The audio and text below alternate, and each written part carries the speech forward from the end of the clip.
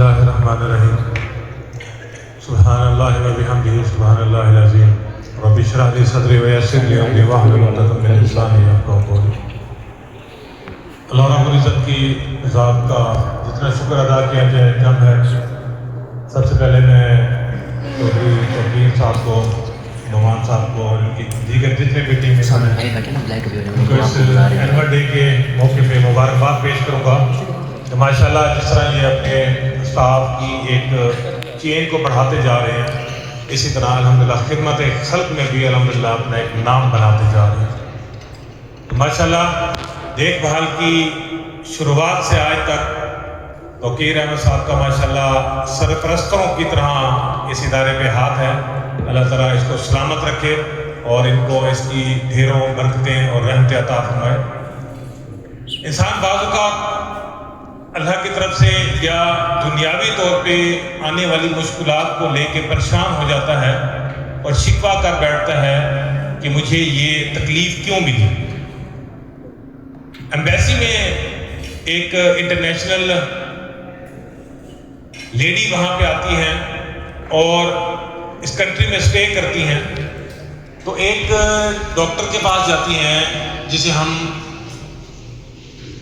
Animal doctor کہتے ہیں، اور انہیں اپنا ایک مسئلہ بتاتی ہیں کہ میرے پاس ایک ڈاگ ہے جسے میں بہت پیار کرتی ہوں، اس کا خیال رکھتی ہوں، اس کی کیئر کرتی ہوں، مگر چند دنوں سے وہ مجھے رسپانس نہیں کر رہا۔ اس بات کو نوٹس کیجئے گا، یہ شاید ہمارے لیے بہت ساری شکوک و شبہات کو کلیئر کر دے۔ تو اس لیڈی نے کہا کہ میں اس کی ہر طرح سے اس کے آرام و سکون کا، اس کے کھانے پینے کا پورا خیال رکھتی ہوں۔ تو اس ڈاکٹر نے جب اس لیڈی سے یہ سنا تو اس نے کہا کہ آپ، جب اس لیڈی نے کہا کہ میرا ڈاگ مجھے رسپانس نہیں کر رہا، تو ڈاکٹر نے کہا کہ اس میں پریشانی والی کوئی بات نہیں ہے، آپ اس ڈاگ کو ایک دن کے لیے میرے پاس لے آئیں، میں اسے چیک کر لیتا ہوں۔ اب یہاں سوچنے کی بات، جو توجہ کرنے کی بات ہے، وہ لیڈی جب اس ڈاگ کو لے آئیں، وہ لیڈی جب چلی گئی تو ڈاکٹر نے اپنے پی این کو بلایا اور اسے کہا اسے نا وہاں جا کے باندھ دو جہاں جانور باندھے جاتے ہیں، اور بلا وجہ سے ہر 2-3 گھنٹے بعد اسے ڈنڈے مارے، پانی مانگے گندے برتن میں دو، کھانا مانگے گندے برتن میں دو۔ تو اس چپراسی نے اس کتے کے ساتھ، اس ڈاگ کے ساتھ یہ حشر کرنا شروع کر دیا۔ جب اگلے دن وہ لیڈی آئی تو انہوں نے پوچھا کہ میرا ڈاگ ٹھیک ہو گیا؟ تو ڈاکٹر نے جب چپراسی کو کہا کہ ان کا ڈاگ لے کے آئیں، تو جیسے ڈاگ نے اپنے مالک کو دیکھا، اچھل کے ان کی گود میں جا بیٹھا اور ان کے پاؤں چاٹنے لگا اور ان کا چہرہ چاٹنے لگا۔ تو لیڈی نے پوچھا کہ آپ نے اس کے ساتھ ایسا کیا کیا ہے؟ یہ ایک دن میں اس کی یہ کایا پلٹ ہو گئی کہ آپ کے پاس ایسی کیا چیز تھی جو میں نے نہیں دی اسے؟ تو ڈاکٹر نے مسکراتے ہوئے کہا جب آپ نے اسے حد سے زیادہ، اس کی اوقات سے زیادہ دیا وہ اس سے ہضم نہیں ہوا، اس لیے یہ ان چیزوں کی قدر بھول گیا اور آپ کو اس نے نو لفٹ پہ لگا دیا، آپ کی اس نے رسپیکٹ کرنا چھوڑ دیا، آپ کی فرما برداری چھوڑ دی۔ میں نے اسے ایک دن گندی جگہ پہ باندھا ہے، گندے برتن میں کھلایا ہے اور بلا وجہ سے سزا دی ہے، ایک ہی دن میں اس کی عقل ٹھکانے آ گئی ہے اور اس نے اپنے مالک کو پہچان لیا۔ تو کیا ہمیں بھی ایسی کسی سزا کا انتظار ہوتا ہے اپنے رب کو پہچاننے کے لیے؟ نہیں، مگر جب بھی ہمیں کوئی اس طرح کی تکلیف ملتی ہے تو یہ اشارہ ہوتا ہے کہ کہیں ہم اپنے راستے سے بھٹک نہ جائیں، ہم ان تکالیف میں دنیا کو نہیں بلکہ اپنے پروردگار کو یاد کریں کہ وہی ہمارا مسیح ہے اور وہی ہماری مشکلات کا حل کرنے والا ہے اور وہی مسبب الاسباب ہے۔ آج دیکھ بھال شیلٹر ہوم دیکھ بھال آرگنائزیشن کے الحمدللہ بہاولپور کی سرزمین پہ 10 سال الحمدللہ پورے ہو چکے ہیں۔ یہ سفر 30,000 روپے سے سٹارٹ ہوا تھا، آج اس کا ماہانہ خرچہ لاکھوں میں ہے اور الحمدللہ اس ادارے کی اپنی بلڈنگ بھی اس کا کام بھی الحمدللہ اس کی تعمیر شروع ہے. تو یہ مقصد جب سٹارٹ کیا گیا تھا تو ہم نے اس ٹائم بھی توکل کیا تھا اور آج بھی توکل ہے. انشاءاللہ آگے بھی اسی کے اوپر انشاءاللہ ہمارا یقین اور ایمان ہے کہ اللہ کی ذات کبھی کسی انسان کے سامنے جھکنے نہیں دے گی. ہاں مگر یہ ضرور ہے کہ کس کے مال اور کس کی شخصیت کو اللہ قبول کرتا ہے اور اس کے مال اور شخصیت کو پسند کرتا ہے کہ وہ اس کے کام میں اپنے مال اور شخصیت کو استعمال کرے.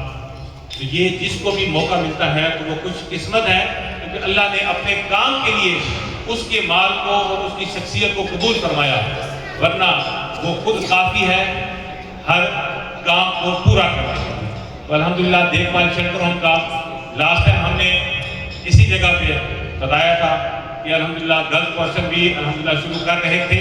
الحمدللہ اس ٹائم گرلز پورشن اور بوائز پورشن اولڈ ایج کا set up, old age citizen کا الحمدللہ یہ تینوں سیٹ اپ ہمارے الحمدللہ ایک بلڈنگ میں اس ٹائم رننگ میں ہے.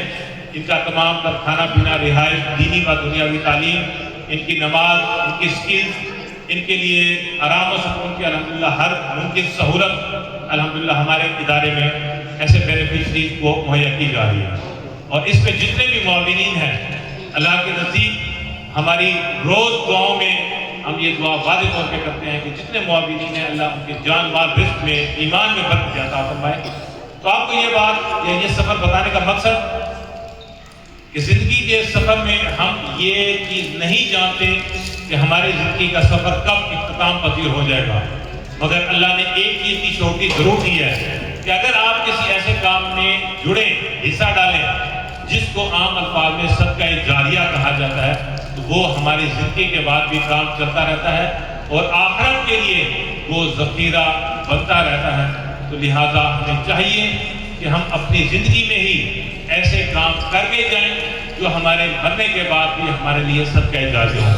خوش قسمت ہیں وہ والدین جن کی اولاد ان کے جانے کے بعد بھی ان کے لیے نیک اعمال کر کے صدقہ جاریہ کرتی ہے. کیونکہ قرآن میں واضح سورہ بقرہ کی آخری آیت میں اللہ رب العزت کسی نفس پہ اس کی برداشت سے زیادہ بوجھ نہیں ڈالتا. یہ چیز ہمیں آج واضح نظر آتی ہے کہ جس کی برداشت جتنی ہوتی ہے اللہ اس سے اتنا کام لیتا ہے. اس لیے اللہ نے اگر ہمیں توفیق دی ہے کہ اگر 4 لوگ ہماری وجہ سے سکون میں آتے ہیں تو اس کی مخلوق کا جب ہم بھی کوئی کام کرتے ہیں، خدمت کرتے ہیں تو اللہ کسی کا احسان نہیں رکھتا. آپ اس کی مخلوق کی خدمت کریں تو انشاءاللہ اللہ آپ کے کوئی کام بھی ادھورے نہیں چھوڑے گا. دنیا میں بھی اجر دے گا، آخرت میں بھی اجر دے گا. بس آخر میں آج ایک نقطہ شیئر کرنا چاہ رہا تھا کہ محمد بن قاسم جب فتوحات کے بعد دنیا سے چلے گئے تو آج تاریخ میں ایسی علم کی داستانوں کو نظر انداز کر دیا گیا ہے. میں یہ ضرور آج دوبارہ سے رینیو کرنا چاہوں گا کہ محمد بن قاسم اسی مٹی کی پیداوار تھا. اس کے والدین اور اساتذہ نے ایسی کیا تربیت کی کہ وہ 18 سال سے پہلے اتنا ماشاءاللہ پڑھا لکھا، ایماندار اور باعمل سپہ سالار بنا. کیا ہم بھی ایز اے ٹیچر اور ایز اے پیرنٹ اپنے اہل و عیال کی ویسی پرورش کر رہے ہیں؟ سوچیے گا ضرور. یا ان کو اپنے سر سے اتارنے کے لیے موبائل اور دیگر ایکٹیویٹیز میں ان کو مصروف ہونے کے لیے چھوڑ دیا ہے، جس کی وجہ سے ہماری اولاد میں وہ جذبہ، وہ جنون، وہ ایمان کی طاقت اور وہ اطاعت نہیں ہے جو شاید اس کے والدین اور اساتذہ کی طرف سے اسے ملی اور اس نے دنیا میں اپنا نام روشن رکھا اور جو روشن رہے گا. میں سب سے گزارش کروں گا کہ ہمارے بہن بھائی، ہمارا استاد، ہماری اولاد ایک دوسرے کے ساتھ یہ حق تلقین نہ کرے کہ اگر کوئی اچھی بات پتہ ہے تو دوسرے کو نہ بتائے، بلکہ ہمیں چاہیے کہ نیکی کا حکم دیں اور برے کام سے روکیں. اس چیز کا حکم قرآن میں بھی ہے اور یہی ایمان ہمارے ایمان کا حصہ ہے. جسٹ آپ کے ساتھ یہ انفارمیشن شیئر کرنی ہوتی ہے.